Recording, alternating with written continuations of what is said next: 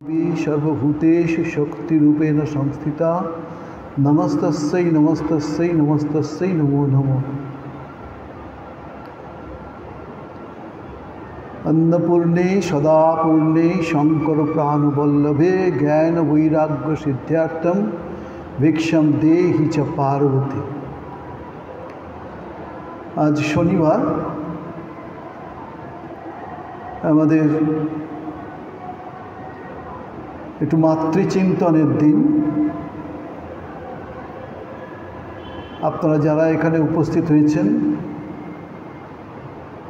আপনাদের সকলের উদ্দেশ্যে যথাযোগ্য শুভেচ্ছা নমস্কার অভিনন্দন জ্ঞাপন করছি।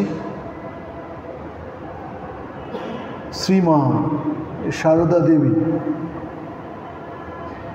আজ আর কোনো ছোট্ট জয়রামবাটি গ্রামেই তিনি সীমাবদ্ধ নন। ভারতের সব প্রদেশেই তিনি ছড়িয়ে পড়েছেন। শুধু ভারতবর্ষ কেন, পৃথিবীর অনেক অনেক দেশেই তিনি ছড়িয়ে পড়েছেন এবং ক্রমশ ছড়িয়ে পড়ছেন। সেটা তার জীবন, তার বাণী, তার আদর্শ, তার শিক্ষা, তার অনুভূতি সবের কারণেই। তিনি নিজেই বলেছিলেন, আমি সত্যকারের মা, গুরুপত্নী না, পাতানো মা নয়, কথার মা নয়। তিনি চিরদিনের মা, জন্ম জন্মান্তরের মা। এই কথাগুলির মধ্যে অনেক কিছু অর্থ আছে, অনেক অর্থ। শ্রীমা তার নিজের স্বরূপকে এই কয়েকটি কথার মধ্যে উন্মোচিত করে দিয়েছে। কিন্তু আমাদের সেই অনুভূতি নেই, সেই শিক্ষা নয়, যার ফলে আমরা এই কথাগুলি কিছু বুঝতে পারছি না। একজন লিখছেন মায়ের সম্বন্ধে, কি শান্ত, সংহত, প্রশান্ত, কিছুতেই কিছু এসে যায় না। এই পৃথিবীতে কারোর কাছে কোনো এক্সপেকটেশন তার ছিল না, কোনো এক্সপেকটেশন নেই কারোর কাছেই না। স্বামীর কাছে তার একটু এক্সপেকটেশন ছিল, তার নিজের জন্য নয়, তার মা, গর্ভধারিণী মা বলেছিলেন, তুই যা মা, একটা ছেলে চেয়ে নে, একটা সন্তান চেয়ে নে। সেই জন্যে তিনি গেছিলেন। তার কাছে তার ছিল না চিন্তা। শান্ত সমাহিত একটি অপূর্ব চরিত্র, চরিত্রের গুণেই তো মানুষ মহৎ হয়। সেই তার স্বামী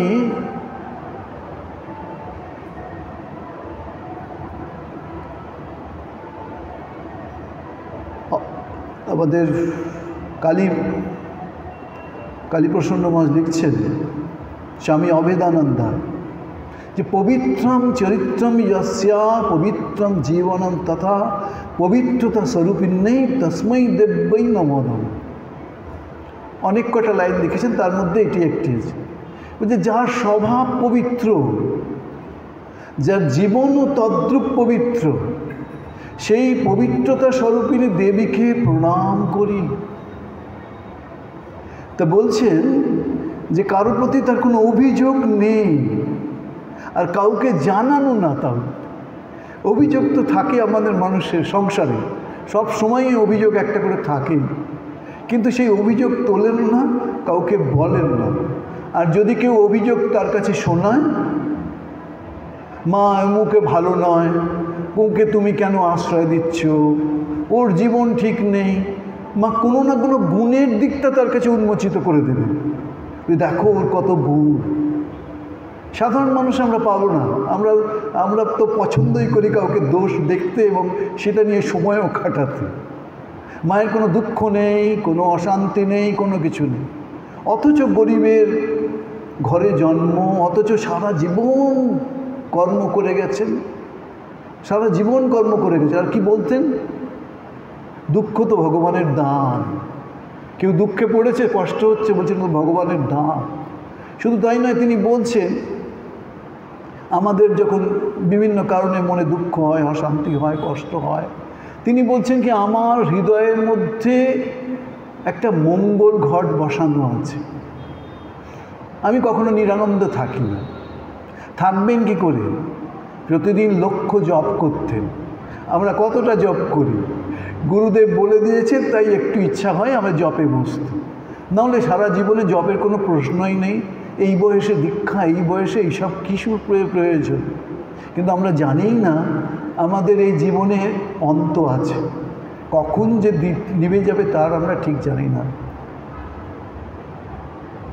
বলছেন কাউকে জানানোর কোনো অসুবিধে, মানবী হয়েও তিনি দেবী, সাধারণ মানুষের মতো মানুষ, চোখ কান সব কিছু, কিন্তু তার কথা আপনি শুনুন, তার জীবনটা দেখুন।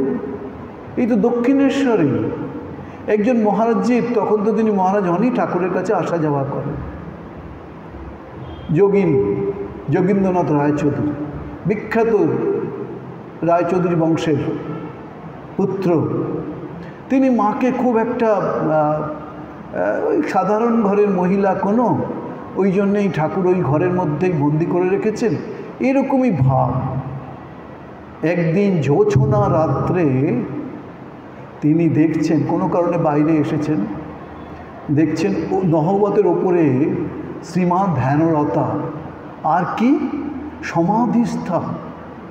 যে সমাধি পেতে আমাদের কত জন্ম লাগবে তার ঠিক নেই, এদের করতলগত, যখনই খুশি যখন খুশি সমাধিতে চলে যেতে পারেন।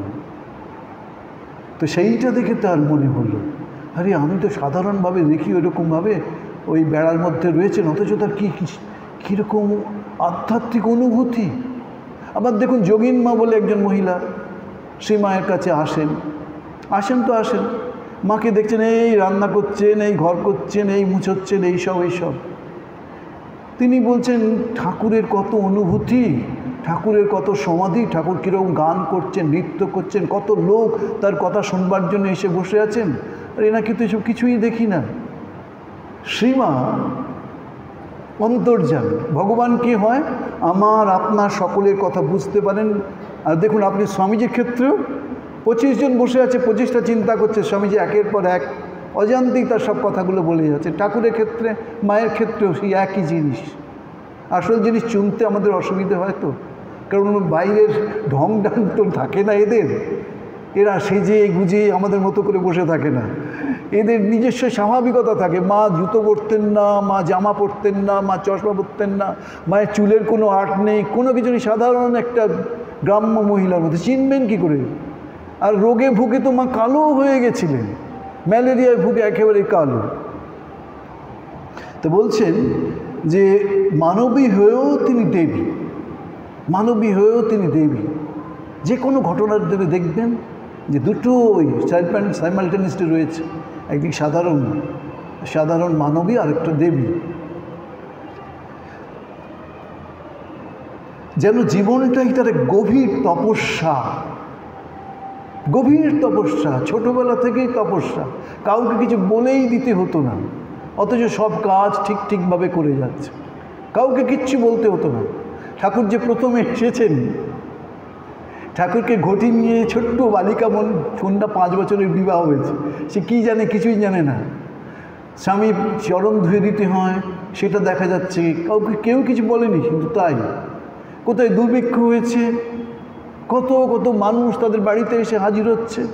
তার বাবা, পরে আমি পড়বো একটু, তো বলছেন এই তার ছত্র খুলে দিয়েছেন, গরম খিচুড়ি, গরম ভাত, যেদিন যেমন সুবিধে হয়েছে, সে গরম খাবে কি করে, পাখা দিয়ে আগে ঠান্ডা করিয়ে দিচ্ছে।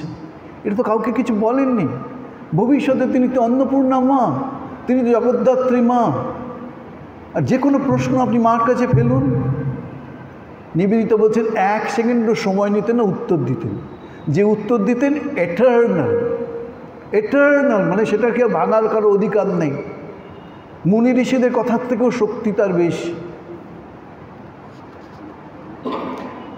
মা সারদা দেবী স্নেহের আধার, কি ভালোবাসা, কি স্নেহ। এই রামকৃষ্ণ মঠ মিশন সম্বন্ধেও বলেছেন তিনি, এই যে দেখুন, আমরা 50টা ছেলে 50টা ঘর থেকে এসেছি, কিন্তু এই সঙ্গের মূল সূত্র কি? বলেছি বাবা, ভালোবাসা। ভালোবাসাই এই সঙ্গের মূল মন্ত্র। দেখুন কত সঙ্গের কত রকম বিবাদ, নানা রকম থাকে ঘটনা, কিন্তু রামকৃষ্ণ মিশন দেখুন দেখুন সেই স্বামীজি 1897 থেকে শুরু করেছেন, তার আগে ঠাকুর তৈরি করেছেন, চলছে চলছে চলছে চলবে। অনেকেই রামকৃষ্ণ মিশনের নিন্দা করতেন। নিন্দা মানুষ করতেই পারে, আপনি ভালোভাবে থাকলেও নিন্দে করবে, আপনি সাধারণভাবে থাকলেও নিন্দে করবে। তা শ্রীমা বলতেন, আর একটা এরকম মিশন দেখাও দেখি, আর একটা দেখো, কত রকম অ্যাসপেক্টে মিশন কাজ করে। ফিজিক্যাল কী বলে, স্পিরিচুয়াল তো রয়েছেই, সেবার ভাব দেখুন, শিক্ষার ভাব দেখুন, কালচারের ভাব দেখুন, যে কোনো কত রকম ভাব। আমরা তো চাই কি চাই, যে এই পোর্ট ব্লেয়ারের রামকৃষ্ণ মিশন আরও আরও আরও ছড়িয়ে পড়ুক, আরও ছড়িয়ে পড়ুক। হয়তো সময় আসবে মানুষের কাছে আরও গ্রহণীয় উঠবে। কে ভেবেছিল যে বেলুড় মঠ এরকমভাবে সারা পৃথিবীময় ছড়িয়ে পড়বে? আসলে শক্তি, স্বামী বিবেকানন্দ বলছেন, এখান থেকে একটা ভাবধারা উত্থিত হবে আর সারা পৃথিবীতে ছড়িয়ে পড়বে। তাই হচ্ছে। শ্রীমান নিজে দেখুন, শ্রীমান নিজে দুর্গা, সেই দুর্গা প্রতিমা দর্শনে যাচ্ছেন বেলুড় মঠে। কিন্তু চোখ ছিল স্বামীজির, চোখ ছিল ব্রহ্মানন্দজির। তারা একদিকে মা দুর্গার পুজো করছে, আর একদিকে শ্রীমায়ের পুজো চলছে। শ্রীমা পুজো গ্রহণ করছেন, 108 পদ্ম তিনিও গ্রহণ করছেন। যদি তার শক্তি না থাকতো তাহলে কিন্তু তিনি পুজো গ্রহণ করতেন না? স্বামীজি পর্যন্ত পুজো করার চিন্তা করতেন। স্বামীজি কথাও বলেছেন, তার নিজের গর্ভধারিণী মা বেঁচে থাকা সত্ত্বেও তিনি বলছেন, মা ঠাকুরন, আমার মতো ছেলে তুমি লক্ষ লক্ষ পাবে, কিন্তু তোমার মতো মা ওই পৃথিবীতে একটাই। চন্দ্র সূর্য গ্রহ তারার সবকে কন্ট্রোল করে মহামায়ী তিনি মহামায়ী। যে কালীমাকে আমরা দক্ষিণেশ্বরে দেখছি, সর্বত্র দেখছি, সেই কালীমাই স্বয়ং তিনি। ঠাকুর একটু চিনিয়ে দিয়ে গেছেন, মা নিজেও চিনিয়ে দিয়েছেন, আর স্বামীজি, রাজা মহারাজ সবাই বলে গিয়েছেন, দেখিয়েও গিয়েছেন। কিন্তু আমাদের চোখ চাই, তো তাকে পেতে গেলে আরেকটা চোখ চাই। অর্জুন যে ভগবানের কৃপা পাওয়ার যোগ্য হয়ে দিব্যচক্ষু পেলেন, তবেই তো তার সব কিছু দর্শন হলো। তাহলে কি বলছেন, মার সারদা দেবী স্নেহের আধার, করুণার পারাবার, অনুপম এক মাতৃমূর্তি, অনুপম মাতৃমূর্তি। শ্রীমা বলতেন, আমার মতো আর একটা দেখাও না দেখি, কোথাও পাবেন না, কোথায় পাবেন এরকম একটি শান্ত মাতৃত্বের ভাব। তার বাল্যকাল থেকেই শান্ত। ছোটোবেলায় থাকে আমরা কি দেখি, ছোটোবেলায় কেউ খেলা করে, এ করে, সে করে, নানা রকম। শ্রীমা প্রতিমা তৈরি করছে, শ্রীমা কোথা থেকে ফুল নিয়ে এসে তার চরণে ফুল দিচ্ছে, এইভাবেই তার। আর যা কর্তব্য, ভাইদের কর্তব্য, মায়ের প্রতি কর্তব্য, পিতার প্রতি কর্তব্য, গ্রামের মানুষের প্রতি কর্তব্য, সবাই মাকে ভালোবাসত। ঠাকুরের প্রসঙ্গে অনেকেই নানা রকম কথা বলতে শোনা যায়, কিন্তু মার ক্ষেত্রে, জগজ্জননী শ্রীমার ক্ষেত্রে কিন্তু এইসবগুলো কোনোভাবেই শোনা যায় না। বলছেন জয়রামবাড়িতে একবার প্রচণ্ড দুর্ভিক্ষ, যেটা আমি বলছিলাম, মানুষ অনাহারে মারা যাচ্ছে। সেই সময় বৃত্তে দরিদ্র, ওয়ার্ডগুলোর জন্যে আমি লিখেছি, বৃত্তে দরিদ্র কিন্তু চিত্তে পরম ঐশ্বর্যবান সারদার জনক রামচন্দ্র মুখোপাধ্যায় তার সংসারের জন্য রক্ষিত সম্বৎসরের চাল গোলা উজাড় করে ঢেলে দিলেন। সারা বছর ছেলে মেয়েকে নিয়ে যে সংসার, সেসব কথা কিছু ভাবলেন না। দুর্ভিক্ষ হয়েছে, সর্বস্ব ঢেলে দিলেন। কাদের না? ক্ষুধার্তের জন্য। দলে দলে লোক আসে, ফুরিয়ে যায়, খিচুড়ি আবার চাপানো হয় উনানে। খিদের সময় গরম খিচুড়ি খেতে কষ্ট হচ্ছে দেখে বালিকা সারদা দু হাতে পাখা নিয়ে বাতাস করতে থাকেন। আর ভাবটা কি? ভাবটা হলো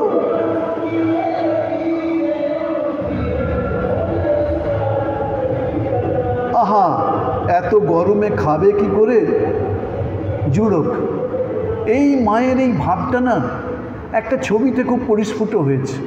দেখবেন মা পা ছড়িয়ে একটা জায়গায় বসে আছে, অনেক সময় আগে দেখা যেত ধানের গোলাও পেছনে রয়েছে। এই ছবিটা আমরা মাকে অন্নপূর্ণা লক্ষ্মী হিসাবে ভাবি, আর খাবার ঘরে সর্বত্র আমরা চেষ্টা করি মায়ের এরকম একটা ছবি রাখতে। কেন কি মা শ্রীমা সারদা দেবী সবসময় এইভাবেই সন্তানদের খাওয়াতে পছন্দ করতেন। যে সংসারের কেন্দ্রবিন্দুতে অবস্থিতা মধ্যমণিটি দশভুজা হয়ে সংসারটিকে সামলেছেন। সত্যি দশভুজা, আপনি চিন্তা করতে পারবেন না। মায়ের যে মা হচ্ছে সবার বড় বোন, কালী মামা আরও সব মামা যারা আছেন, এক একজন এক একটি রত্ন। মাকে কিভাবে বুঝিয়ে টাকা পয়সা জমি জায়গায় সব দরকার গ্রহণ করার, এরকমগুলো মামারা খুব জানতেন। শুধু তাই নেই, মামিরাও কিন্তু তাই। শুধু তাই নয়, মায়ের যে ভাইজি ছিলেন রাধু, মাকু, নলিনী, এক একটি এক এক রকমের। সংসারে যদি কেউ এরকম থাকে আজকের দিনে, ভেরি ডিফিকাল্ট সংসারে থাকা, কিন্তু মা দেখুন সবাইকে সঙ্গে নিয়ে কেমন সুন্দরভাবে সংসার করেছে, কেমন সুন্দরভাবে সংসার করেছে। কিন্তু এটাও দেখা গেছে মা যখন তীর্থে তীর্থে যেতেন তখন কতজনকে নিয়ে যেতেন, এমনকি নিজের মাকেও অনেক জায়গায় নিয়ে গেছে। তার মাকে যা সম্মান দেবার শ্রীমা সব সম্মান দিয়েছেন। যখন জয়রামবাটি থেকে কলকাতায় আসতেন, গ্রাম্য দেবদেবীকে প্রণাম করে আসতেন। যাত্রা শুদ্ধি অমুক তমুক সব আছে। সিংহবাহিনী মাকে তো মাই জাগিয়েছেন, শ্রীমাই ওই দেবীকে জাগিয়েছেন। আগে গিয়ে দেখুন কত শত ভক্ত সেখানে হাজির, সত্যেরই কামনা, ওই কামনার জন্যেই সিংহবাহিনী। আর মঙ্গলের জন্য, আধ্যাত্মিক উন্নতির জন্য শ্রীমা সারদা দেবী এখানে বসে আছেন। এই দুটোই এরকম, দুটোই তো দরকার।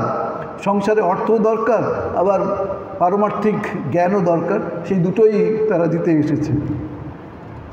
মা কীভাবে সংসার কাটাতেন? খুব ভোর ভোর উঠতেন, আমরা ভাবতে পারবো না। মা 3টের সময় উঠতেন, ভোর 3টে উঠে জপে বসতেন। তা নাহলে এত বড় রামকৃষ্ণ মিশনের সাম্রাজ্যকে সামলানো, তার কাছে কত কত মানুষ আসতেন, কতভাবে তাদের কৃপা করতে হতো। সেই কৃপার আধার হতে হবে তো, কৃপার আধার এমনি এমনি হওয়া যায় না, কৃপার আধার হয়ে উঠতে হয়। সেই হয়ে ওঠাটাও, আর শ্রীমান নিজেও সেই জিনিসটা নিয়েও এসেছেন। তা নাহলে ঠাকুরের পুজো, ফলহারিণী কালী পুজো নিতে পারতেন একটা মহিলা? সত্যি দেখুন ভারতবর্ষে কেন পৃথিবীতে মাতৃজাতির কী অবহেলা। গত কয়েকদিন আগে পড়ছি আমি যে 5 বছরের মেয়ের সঙ্গে 70 বছরের বিয়ে হয়েছে। আমি বলতে যাচ্ছি যে সতীদাহ প্রথা ভারতবর্ষে ছিল। একটি ছোট্ট মেয়েকে তার বাবা মা বিবাহ দিয়েছে 70 বছরে। 70 বছরের মানুষ তো মারা যাবেই আগে, কিন্তু কিভাবে দেখুন টেনে হিচড়ে সেই মেয়েটিকে কি সতীদাহ করবার জন্যেই স্বামীর চিতায় তুলে দিচ্ছেন। কি অবর্ণনীয় কষ্ট মাতৃজাতির হয়েছে। সেই সব কষ্টকে দূর করার জন্যেই, নতুন আলো দেওয়ার জন্যেই, মাতৃজাতিকে সম্মান দেওয়ার জন্যেই কি ঠাকুর এইভাবে পুজো করে গেলেন মাতৃজাতির প্রতি। কোথাও তো দেখি না মাতৃজাতির এই সম্মান, এই শ্রদ্ধা, এই ভালোবাসা, এই রিগার্ড কোথায় আমরা দেখি না, পাই না। এমনকি ঠাকুর মাকে কোনো দিনের জন্য মায়ের কথায় একটা ফুল দিয়েও আঘাত করেন। সংসারে যেগুলো কিছুতেই সম্ভব নয়, কিন্তু এটা দেখা গেছে মাকে বলতে, মা ঠাকুরকে বলতে, ঠাকুর কোনো দিনের জন্যই একটা ফুল দিয়েও আমাকে আঘাত করেননি। সে নানা রকম ঘটনা আছে, পরে কখনো সুযোগ হলে বলা যাবে। মা ভোরবেলা উঠতেন, সংসারের সব কাজ শুরু করে দিতেন। এর মধ্যে শুরু হয়ে যেত কি, কুটনো কুটছেন, সবজি কুটছেন, ভক্তেরা আসবে। নিজে বুঝতে পারতেন আজকে 3 জন আসবে না, 4 জন আসবে না, 10 জনের জন্য 25 জন আসবে। নিজে বুঝতে পারতেন অন্তর্জমে, কিচ্ছু বলতেন না কিন্তু। আর যে যেটা পছন্দ করতেন সেটাই মা তার পাতে তুলে দিতেন। আপনি পায়েস পছন্দ করতেন, আপনি 8টা রুটি পছন্দ করতেন, অমুকের সবজি পছন্দ করতেন, দেখা যেত মা ঠিক তার। অমুকে চা পছন্দ করতেন, অমুকে দুধ পছন্দ করতেন, মা তার হাতে সেই সবই তুলে দিতেন। অন্তর্জান। সেই জন্যই তো মা বলছেন জানবে তোমার একজন সত্যিকারের মা আছে, সত্যিকারের তোমার একজন বিপদ আপদ সম্পদে যাই পড়ো, জানবে তোমার একজন সত্যিকারের মা। বলছে কুটনো করছেন, রান্না করছেন, পূজার গোছ করছেন, পূজান্তে প্রসাদ ভাগ করছেন, পান সাজছেন, সুপুরি কাটছেন, আটা ময়দা মাখছেন। পান নিয়ে একেবারে ঘটনা শোনা যায়। কি ঘটনা? পান তিনি সাজছেন একটি মশলা দিয়ে সুন্দর করে, আরেকটি সাধারণভাবে সাজছেন। তো একজন ভক্তের মনে মনে প্রশ্ন হয়েছে। কি প্রশ্ন? ওই যে ভালোগুলো হচ্ছে ওইগুলো ঠাকুরের জন্য। মা সঙ্গে সঙ্গে বলছেন, না তা নয়, ঠাকুর তো আমার অতি আপনার, তাকে নতুন করে আপনার করে নিতে হবে না। কিন্তু এই যে মায়ের ছেলেরা, এই যে সব ছেলেরা মেয়েরা আসবে, এরা নতুন আসছে, তো ওদের আপন করে নেওয়ার জন্যে এইগুলো তাদের। ভাবুন একবারে কি অসাধারণ বুদ্ধির প্রকাশ। আর পুজো করার সঙ্গে সঙ্গে কিন্তু ফল প্রসাদ পাঠিয়ে দিচ্ছেন। ভক্ত এসেছে, মাকে এখনো দর্শনই করেননি, তার আগেই পূজার ফল পেয়ে গেলেন। কি ব্যাপার? না, মা ভক্তদের জন্যে একটু প্রসাদ পাঠিয়েছে, নিজেই সাজছেন, কিন্তু সুপুরি কাটছেন, আটা ময়দা মাখছেন। হ্যাঁ, দক্ষিণেশ্বরে কত ছেলেরা আসতো, ঠাকুরের রান্না আলাদা, নরেনের রান্না আলাদা, রাজা মহারাজের আলাদা, ওদিকে ভক্তদের গিরিশ ঘোষ অমুক তমুক সব যা যা আলাদা আলাদা রান্না। আর তখন গ্যাসের রান্না নয়, বা আপনি টিপে দিলেন রান্নার উনুন জ্বলে গেল, তা নয়। এই কাঠ দিয়ে রান্না করতে হতো, ধোঁয়ার মধ্য দিয়ে। এই দেখুন, সর্বং সহা। কোনো দিনের জন্য তো চলে যাননি যে ঠাকুর তোমার সংসার তুমি রাখো, আমি জয়রামবাটি চললুম বাবার মায়ের কাছে। কোনো দিন ফেলে যাননি তো। ওর ছেলেরা তপস্যা করছেন, সেই তপস্যার ভার তিনি নিচ্ছেন। ঠাকুর ডেকে জিজ্ঞেস করছে, আচ্ছা বাবুরাম আজকে কটা রুটি খেয়েছিস? বাবুরাম বললো 8টা রুটি খেয়েছি। আরে আরে করেছিস কি? ডাকো ডাকো, ওকে ডাকো। ওকে ডাকা হলো, তুমি বাবুরামকে 8টা রুটি খাইয়েছ, ও এখানে সাধন ভোজন করবে না, ঘুমাতে এসেছে। সব কথা শেষ কথা, আচ্ছা তুমি কি ওর দায়িত্ব নেবে বলো তো, এই যে বেশি করে খাওয়াচ্ছ? মা বললেন, হ্যাঁ আমি দায়িত্ব নিচ্ছি। মা দায়িত্ব নিয়েছেন। কেউ কেউ ভক্তরা বলতেন, ঠাকুরের শিষ্যরা ওই 15-20 জন দীক্ষিত, যাদের সন্ন্যাস দিয়েছেন 15 এরকম, তারা সব কত বড় বড় হয়ে গেল। মা তোমার ছেলেরা তো ওই যাদের দীক্ষা দিয়েছে বড় হলো না কাউকে? বলছে, আমার ছেলেরা তো রাস ঠেলে দিয়েছে ঠাকুর আমার কাছে, কিন্তু কোনো অংশে কম নয় তারা। বলছে রাস ঠেলে পিঁপড়ের মতো, কি করব বলো, দীক্ষা দিতে হয়েছে, দিয়েছি। আর কি বলেছেন, এটাই ওদের শেষ জন্ম। কি করে শেষ জন্ম? শেষ সময়ে আমি এসে তাদের হাত ধরে এগিয়ে নিয়ে যাব, হাত ধরে এগিয়ে নিয়ে যাব। সেরকমই দেখতে পাওয়া যায় ভক্তদের জীবনযাপনও তাই, এবং শেষ বেলাও ঠিক ওই রকম। সাধুদের ক্ষেত্রেও দেখা যাচ্ছে, ভক্তদের ক্ষেত্রে। তবে সবেরই ব্যতিক্রম আছে, ব্যতিক্রম তো থাকবেই। মা আটা ময়দা মাখছেন দক্ষিণেশ্বরে। ঠাকুর একদিন দেখছেন, এতটা আটা মাখছেন। তখন তিনি লাটু মহারাজকে ডেকে বলছেন, ও লেটো, তুই জাস্ট ধ্যান করছিস, ওট। লাটু মহারাজ কার ধ্যান করছেন? সীতামায়ের ধ্যান করছেন। তো বিহারি ছেলে সীতামায়ের কথা শুনে যে সীতামায়ের ধ্যান করছেন। পরবর্তীকালে তিনি ঠাকুরের কথা ভাবতেন, মায়ের কথা ভাবতেন। তো বলছেন, যা ওই ঘরে যে আটা মাখছে ওকে সাহায্য করতে হয়, ওই তো সীতামাই।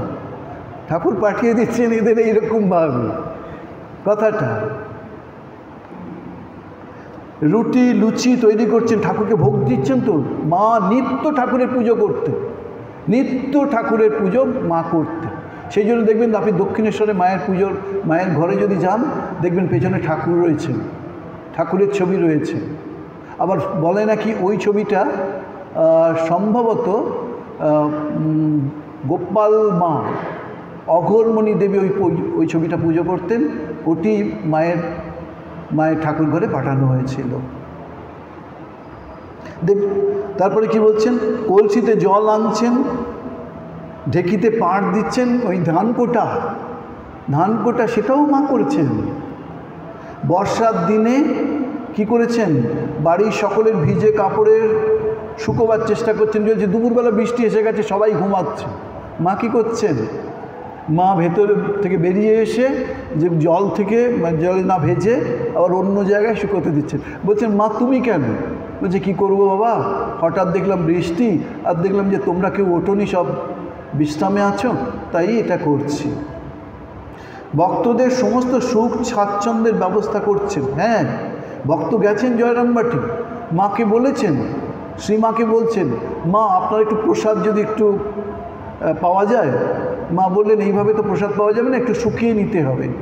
তো এরকমভাবে রোদে শুকোতে দিয়েছে, আর ভক্তকে বলেছেন, তুমি একটু বসো, নাইলে এটা কাকপক্ষীতে মুখ দেবে। ভক্ত আর কি, সে তার মতো করে রেস্ট করতে চলে গেছে, খাওয়ার পর ঘুম পেয়েছে, চলে গেছেন। দেখা যাচ্ছে মা চুপচাপ বসে আছে 4টে পর্যন্ত। ভক্ত এসে দেখে লজ্জা পাচ্ছেন, মা তুমি এখনও বসে আছো? বাবা কী করবো, ওটা তো শুকোতে হবে, আর যদি কাকপক্ষী এসে হাজির হয় সেটা তো খুব খারাপ হবে। এই দেখুন আমাদের মা, সাধারণ আটপৌরে মা, কিন্তু যত ডুববেন তত আপনি অবাক হয়ে যাবেন। এই যে দেখুন, নিবেদিতা, অলিবুল, ম্যাক্স ম্যাকলাউড, এরা সব মায়ের কাছে গিয়ে হাজির হতেন, মার কাছে বসতেন। মাই বক্তা, মাকে দেখেই তার মুগ্ধ হতেন কত। কেউ কেউ আবার বিদেশিনীরা মায়ের কাছে এসেছেন, মার কাছে এসে বলছেন, মা আমার মেয়ে খুব অসুস্থ, মা ভালো হচ্ছে না, তুমি কৃপা করে আশীর্বাদ করো। মা কখনো আশীর্বাদ করেছেন, কখনো প্রসাদ দিয়েছেন, হয়েছে। বিরজানন্দজি মহারাজ বলে একজন মহারাজ ছিল, তার হঠাৎ দেখা গেল প্রচণ্ড মাথা যন্ত্রণা, কিছুতে সারছে না, কোনো ডাক্তারই কিছু করতে পারছে না। হঠাৎ মনে হলো যাই মাকে দর্শন করে আসি। মা প্রথম দেখেই বললেন, বাবা তুমি ধ্যান কোথায় করো? বললে, কেন মা, সহস্রে ধ্যান করি। বলে, ওই তো গোলমাল করেছো, তুমি হৃদয়ে ধ্যান করবে। যেই যবে থেকে হৃদয়ে ধ্যান করতে আরম্ভ করলেন তবে থেকে। আমি শুনেছি কতজন জয়রামবাটি গেছেন, কঠিন রোগ, ওই জয়রামবাটির সিংহবাহিনীর মাটি, জয়রামবাটির পবিত্র মাটি কপালে মাথায় ঠেকিয়েছে, একেবারে নির্মূল হয়ে গেছে। আমি শুনেছিলাম একজনের ওই গলায় না এরকম বড় একটা টিউমারের মতো হয়েছে, ওই সিংহবাহিনীর মাটি এখানে মা বললেন দিতে। তাই একজন মহিলা উদ্বোধনে এসেছেন হাত ঢেকে, মা ঠিক নজর পড়েছে, কেন মা তুমি হাত ঢেকে আসছো কেন? কিছুতে হাত বার করছে না, হাত বার করতেই দেখা গেলো হাতে পুরো এক্সিমা। মা বললো, আরে করেছো কি, কী করে হলো? না এই সবজি টবজি কাঁঠালের এইভাবে কোনোভাবে আঠা লেগে হয়েছে। যাও শিগগির যাও, এই চরণামৃত রয়েছে, চরণামৃতে হাত ডোবাও, যাও ঢোবে আসো। তারপরে মা বলেছেন, দেখো কি হয়, আস্তে আস্তে হাত সেরে গেল। আর শুধু বললেন কি, রসুন বা এরকম উগ্র জিনিস জীবনে না নিত, হয়তো এটার কোনো একটা কারণ ছিল। এমনকি পাড়ায় বেতো পায়ে ঘুরে চলেছেন। কেন চলছেন পাড়ায়? শ্রীমা দেখছেন ভক্তরা দুধ পছন্দ করে, চা পছন্দ করে। দুধ চায়ের জন্যে মা ওই ঘরে দুধ চাইতে যাচ্ছেন। আর এখন আপনি যান জয়রামবাটিতে, কত গরু হয়েছে, সেই গরুর দুধ মায়ের ঘিয়ে লাগে, মায়ের সেবায় ঘি তৈরি হয় দুধ থেকে, আর ভক্তদেরও অনেক দুধ দেওয়া হয়। একটা সময় কিছুই ছিল না, আজকে এইরকম। কিন্তু দেখা যেত মাকে ওই ভোরবেলায় ঘটি নিয়ে বাড়িতে ভিক্ষা করছেন। কে? মা সাক্ষাৎ সরস্বতী, কে সাক্ষাৎ লক্ষ্মী, কে সাক্ষাৎ দুর্গা। কেন করছেন? কারণ তারা মানব জীবনে এলে মানব জীবনের মতোই তাদের জীবনের সব কিছু হবে, সেই জন্য। গিরিশবাবু বিসূচিকায় শয্যাগত, মানে কলেরা টাইপের রোগ, জীবনের আশা নেই। আমি শুধু ওয়ার্ডগুলো অত শুনতে ভালো লাগবে বলে একটুখানি লিখে নিয়ে এসেছি। ওই যে স্বপ্ন দেখলেন একটা মাতৃমূর্তি, তিনি তার মুখের কাছে প্রসাদ নিছে, গভীর রাত্রে ঘটনা ঘটছে, কিন্তু মহাপ্রসাদ এনে তার মুখে দিয়ে বলছেন খাও। পরনে লাল কাস্তে পেড়ে শাড়ি, দেহে এক অপার্থিব জ্যোতি। এরা আমাদের মতো নয়, এদের কোনো জ্যোতি নেই, কোনো কিছু নেই, এরা লুমিনিয়াস বডি, এদের একবারে জ্যোতিতে পরিপূর্ণ। যেখানে আবির্ভূত হয় সেখানে ঘর আলোয় আলোকিত হয়ে যাবে এরকম। আর মুখে চিত্তহারি স্নেহ, ঠোঁটের মধ্যে মুখের মধ্যে একটা চিত্তহারি। এদেরকে বুঝতে গেলে না এদের মুখের দিকে তাকিয়ে থাকতে হবে। যে সাধারণ মানুষের মুখ আর এদের মুখের কত তফাৎ।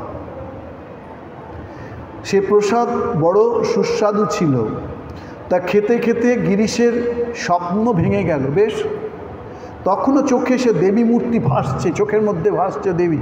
তখনও কিন্তু তিনি ঠাকুরের দর্শন পাননি, ঠাকুরের কথা শোনেন উনি।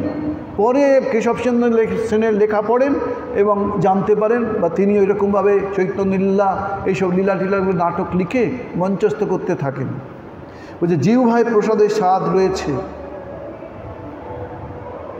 এতে ক্রমে তিনি নীরব হলেন, ধীরে ধীরে তিনি সুস্থ হলেন।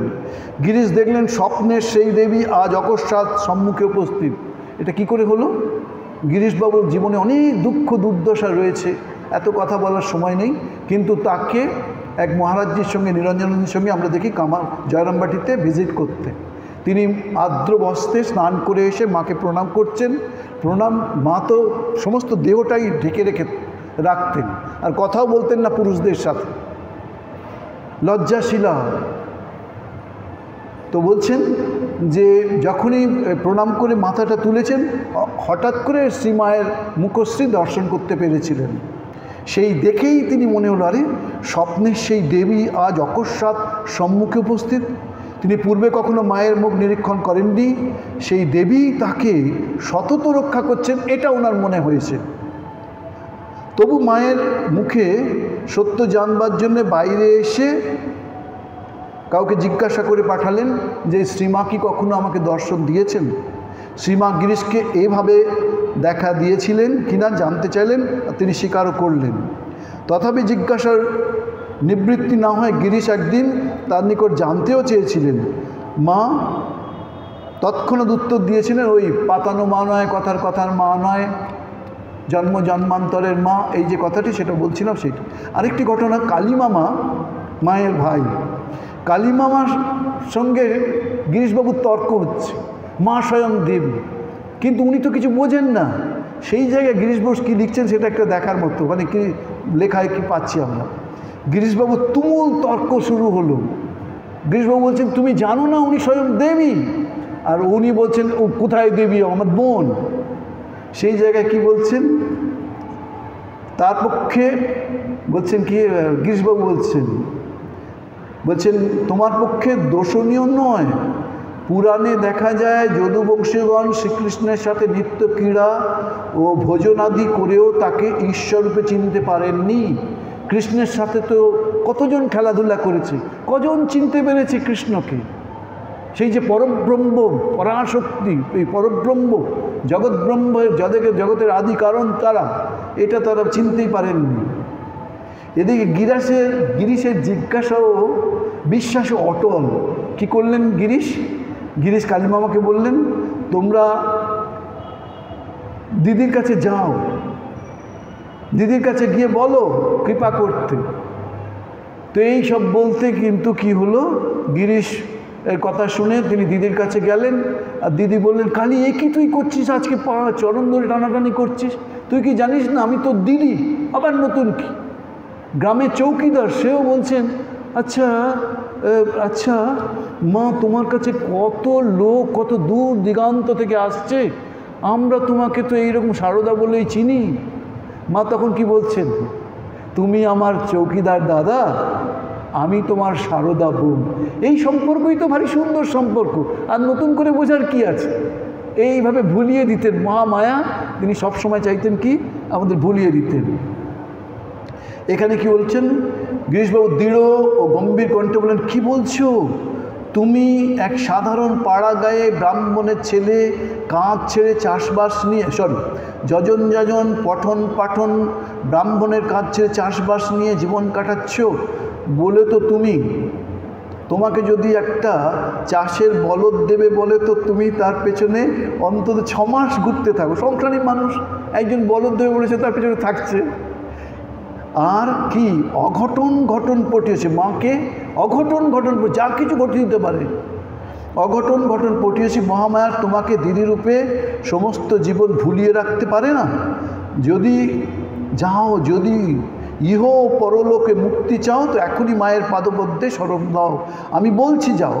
কথার মধ্যে একটা শক্তি ছিল, তাই কালীমামা দিদির নিকটে গেলেন। পরামর্শ অনুযায়ী চরণ ধরে শরণ নিলেন। কিন্তু সীমা বললেন, ওরে কালী, আমি তোর সেই দিদি, আর তুই এ কী করছিস? কালী মামা সাধারণ ভাব নিয়েই ফিরে এলেন। গিরিশবাবুর প্রভাতের চা সীমা তৈরি করেন। কেন করেন? কলকাতার লোকেরা টিফিন খেতে একটু দেরি করে, ভোরবেলা একটা বেড টি খায়, বেড টি। সীমা সেই বেড টি তৈরি করে দিচ্ছেন। সীমা তার বিছানার চাদর দেখছেন প্রতিদিন পরিষ্কার পরিচ্ছন্ন। তো কে করছেন? একদিন দেখছেন পুকুরে সীমা কাপড় কাচ্ছেন, ওই চাদর রোজ রোজ পরিষ্কার পরিচ্ছন্ন। তার উত্তর কি মায়ের? কলকাতার লোকের একটু পরিষ্কার পরিচ্ছন্ন পছন্দ করে, তো সেইভাবে। আর গিরিশবাবু নিজে কি বলছেন? গিরিশবাবু নিজে সন্ন্যাসের একটা বস্ত্র ঠাকুর রেখে গেছিলেন, কাশীপুর উদ্যান বাটিতে রেখে গেছিলেন।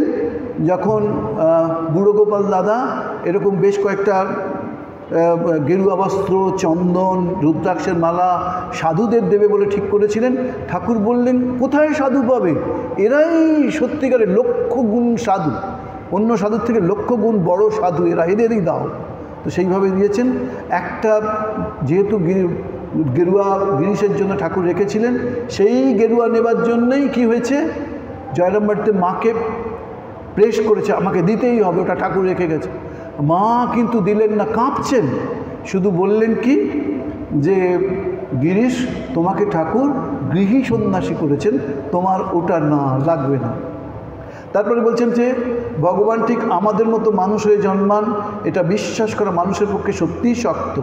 তোমরা কি ভাবতে পারো যে তোমাদের সামনে পল্লীবালার বেশে জগদম্ব দাঁড়িয়ে আছেন? তোমরা কি কল্পনা করতে পারো যে মহামায়া সাধারণ স্ত্রীলোকের মতো ঘরকন্যার কাজকর্ম করছেন?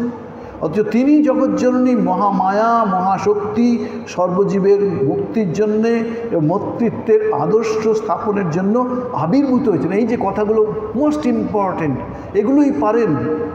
জন্মান্তরে যা সংস্কার থাকে তাই। গিরিশ ঘোষ কোনো সাধারণ শক্তি নিয়ে পৃথিবীতে আসেননি, ঠাকুরই তাকে নিয়ে এসেছেন তার ভাবকে ছড়িয়ে দেওয়ার জন্যে। বলছেন কি, তারপরে বলছেন যে মুক্তির জন্য, সর্বজীবের মুক্তির জন্য, মাতৃত্বের আদর্শ স্থাপনের জন্য আবির্ভূত হয়েছেন। দেশে ফিরবেন, গিরিশের উদ্দীপনাময় ভাবগম্ভীর বাক্য সকলে ভক্তিপূর্ণ হৃদয়ে স্টেশন পর্যন্ত গিয়ে শ্রীমাকে গাড়িতে তুলে দিলেন। এই যে কথাগুলো হচ্ছিল, এগুলো কি কলকাতায় হচ্ছিল, মা যেখানে আছেন সেখানে বসে গিরিশবাবু মায়ের সম্বন্ধেই কথা বলছে। এমন উদ্দীপনায় কথা বললেন, সকলে মিলে হাওড়া স্টেশনে এসে মাকে ট্রেনে তুলে দিতে এলেন। এও একটা। ডাকাত বাবার ঘটনা আমরা জানি। ডাকাত বাবা তাকে দেখে তার সর্বস্ব লুণ্ঠন করতে এসে তাকে হত্যা করতে এসেছিলেন, কিন্তু শ্রীমার এক কথাতেই তারা তাদের ভাবনাকে পরিবর্তন করেছেন। মা কি বলেছিলেন? কি বলেছিলেন মা বলেছিলেন যে, বাবা আমি তোমার কন্যা শারদা। তাতেই কি হলো? তাতেই দেখা গেল তারা তাকে স্নেহ করতে থাকে, তাকে ভালোবাসতে থাকে, তাকে শ্রদ্ধা করতে থাকে, তাকে যত্ন করতে থাকে। এছাড়াও আমরা দেখি শরৎ যেমন ছেলে, আমজাদও তেমন ছেলে, এই কথাও বলতে সত্যিই তাই। মা এরা কি ফিরে পেত? এরা হারানো মনুষ্যত্ব ফিরে পেত, এর জেগে উঠত, এদের বিবেক জাগে উঠত। এইসব কথা বলতে বলতেই আমাদের পাঠের সময় শেষ হয়েছে, আমাদের শেষ করতে হবে। শ্রীমা নারী জাতির আদর্শ সম্বন্ধে শেষ কথা রেখে গেছেন। এটা আমরা নিবেদিতার কথাতেও দেখি, আমরা অলিবুলের কথাও দেখি।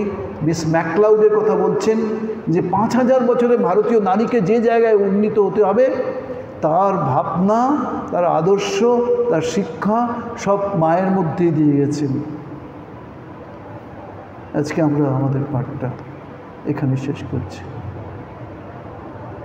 ওম যথাগ্নি দায়িকা শক্তি রামকৃষ্ণের স্থিতা হিয়া সর্ববিদ্যা স্বরূপান্তম শারদাং প্রণমাম্যহম। প্রণতানাং প্রসীদতম দেবী বিশ্বার্থী হারিণী তৈলক্যবাসিনা বিদ্যে লোকানাং বরদা ভব। ওম সর্বমঙ্গল মঙ্গলে শিবে সর্বার্থ সাধিকে শরণ্যে ত্র্যম্বকে গৌরী নারায়ণ নমস্তুতে। সৃষ্টি স্থিতি বিনাশানাম শক্তিভূতে সনাতনী গুণাশ্রয় গুণময় নারায়ণ নমস্তুতে। জয় নারায়ণ নমস্তুতে, জয় নারায়ণ নমস্তুতে, জয় নারায়ণ।